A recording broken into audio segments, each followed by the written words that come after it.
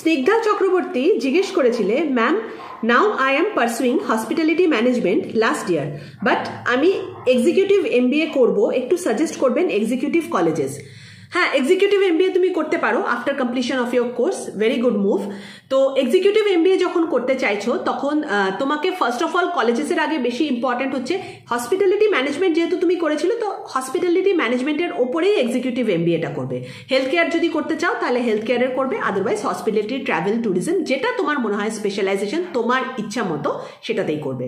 Secondly, go for the premier institutes. ঠিক আছে, IIM থেকে করতে পারো, যদিও কোর্সটা এক্সপেন্সিভ, বাট এক্সিকিউটিভ এমবিএ সব জায়গায় কিন্তু এক্সপেন্সিভ। তো আইআইএম হচ্ছে ওয়ান অফ দ্য বেস্ট, এটা সবাই জানে। সেন্ট জেভিয়ার্স অফার করে, সেখান থেকে করতে পারো। নার্সিমঞ্জি college, symbiosis, XLRI, bits Pilani, প্রত্যেকটা টপ প্রিমিয়ার ইনস্টিটিউট কিন্তু এক্সিকিউটিভ এমবিএ অফার করে। তো সেখান থেকে করাটা আমার তো মনে হয় ওয়ান অফ দ্য বেস্ট। আরেকটাও জিনিস বলে দিই যে এক্সিকিউটিভ এমবিএ করতে হবে তার কোনো মানে নেই। এক্সিকিউটিভ এমবিএ ছাড়াও কিন্তু এরকম যে প্রিমিয়ার ইনস্টিটিউটগুলো বললাম, এরা ম্যানেজমেন্টের ওপর অনেক ছোট ছোট 1 ইয়ার 2 ইয়ার কোর্স হয়, যার কিন্তু সার্টিফিকেশন হয়। সেটা ঠিক এক্সিকিউটিভ এমবিএ বা এমবিএ না, সেইগুলোও করতে পারো।